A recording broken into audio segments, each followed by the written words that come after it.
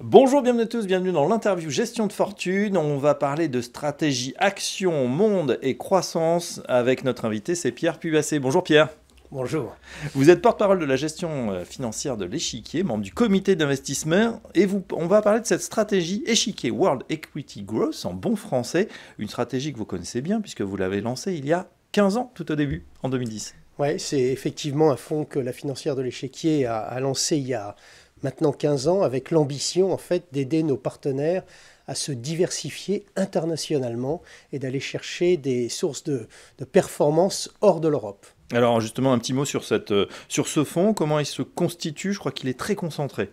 Alors c'est un fonds effectivement qui a une caractéristique, bon c'est un fonds international, donc il n'y a pas que des États-Unis, on y reviendra, mais c'est un fonds aussi qui est très concentré puisqu'il y a une vingtaine de valeurs, et ça depuis 2014 avec l'arrivée d'une nouvelle équipe de gestion.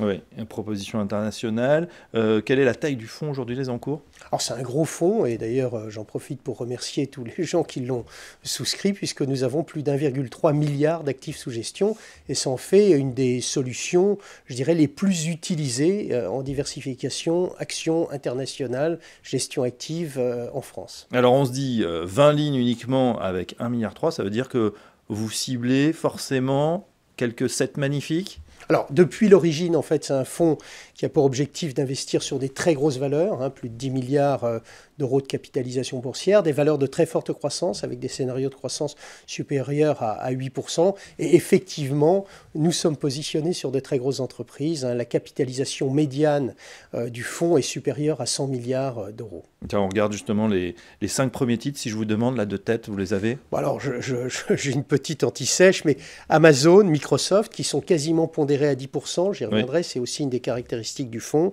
Nvidia, après, et puis deux sociétés MedTech, Stryker et Thermo Fisher, qui sont rentrés dans le top 5, alors que deux... 7 magnifiques, même si TSMC n'en fait pas partie, mais TSMC et Alphabet ont été non pas retirés du fonds, mais ont vu leur exposition réduite. Ouais, big cap américaine, mais pas que. Vous n'avez pas que des titres américains. Non, alors je pense que c'est aussi une des caractéristiques de ce fonds-là, c'est que c'est un fonds réellement international, avec les États-Unis qui sont pondérés entre 60 et 65% selon les périodes. Et puis derrière, aujourd'hui, on a une exposition sur le Japon, qui est la deuxième exposition géographique, avec un poids de 8,9%. Et puis derrière, Brésil et Mexique, en fait, et aussi Taïwan. Donc une bonne diversification internationale. Ce poids de 60-65% sur les États-Unis correspond en fait à la pondération des États-Unis sur les indices internationaux. Effectivement, 70% du MSCI World, c'est les États-Unis, donc vous êtes à peu près en ligne. Quels sont, Pierre, les moteurs de performance de ce fonds? Je pense qu'il y en a deux. Bien sûr, le stock picking, c'est, comme on l'a dit, un fonds qui est très, très concentré. Donc la sélection de valeurs est extrêmement importante dans la génération de performance, mais pas que.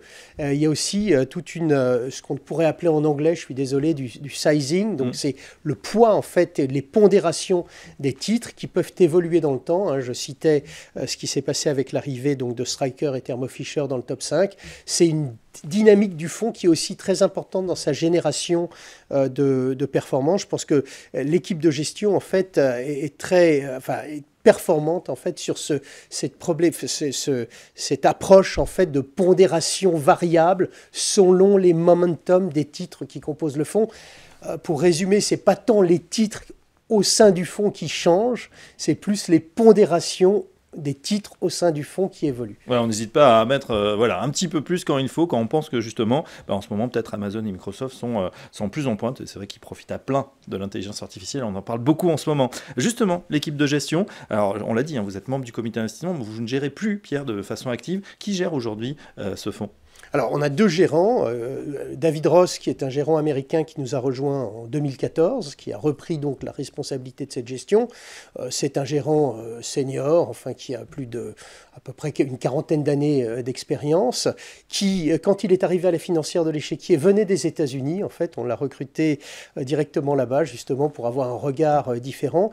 Et il gère le fonds avec Louis Bersin, qui est un gérant, je dirais, plus jeune, mais qui a quand même qui a 8 ans d'expérience hein, dans ce domaine-là. Voilà, une belle équipe Et pour puis, gérer ce fonds. Secondé aussi par une équipe d'analyse financière. Et puis, le pôle international est un pôle assez conséquent au sein de la financière de l'échiquier, parce que ce n'est pas la seule stratégie. On a aussi une stratégie USA, on a des stratégies thématiques, on a un fonds Chine, on a un fonds Japon, on est en train de travailler sur un fonds Inde. Donc, on a vraiment une structure assez complète, je dirais, sur la gestion internationale. On termine justement avec l'actualité. Je ne peux pas résister à vous demander justement quelles sont vos perspectives rapidement pour cette année 2025. Écoutez, on reste toujours positif. Je pense que l'avantage de ce type, de ces stratégies-là, finalement, c'est de capter la croissance mondiale à travers des multiplicateurs de cette croissance. Je pense que la croissance mondiale, on le sait, reste supérieure aujourd'hui à la croissance de la zone euro, puisqu'on devrait avoir une croissance mondiale autour de 2,5%.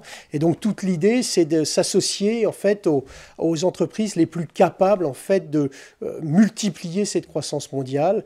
C'est une recette qui marche bien, puisque depuis l'origine du fonds, son lancement 2010, on a une performance moyenne qui est proche de 11%, et on pense qu'on va rester dans cette épure en fait sur l'année 2025, après 2 bonnes années sur 2023 et 2024. Et ben voilà, on rappelle donc le nom de cette stratégie de ce fonds échiquier World Equity Growth. Merci Pierre Pubassé. Je rappelle que vous êtes porte-parole de la gestion à la financière de l'échiquier, membre du comité d'investissement. À très bientôt sur Gestion de Fortune.